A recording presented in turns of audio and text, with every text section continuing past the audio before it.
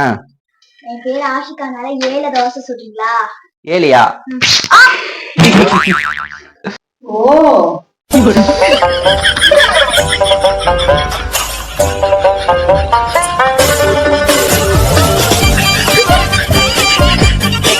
இங்க என்ன நடக்குது? நம்ம தோசை ஊத்தி எடுத்துட்டு வாங்கன்னு சொன்னா இங்க 3 பேரும் விளையாடிட்டு இருக்கீங்க. ஓ எனக்கேவா? நீங்களே என்கிட்ட விளையாடுங்க. நல்லா விளையாடிட்டே இருக்க மாட்டேன். வச்சுட்டு போயிட்டே இருப்பேன்.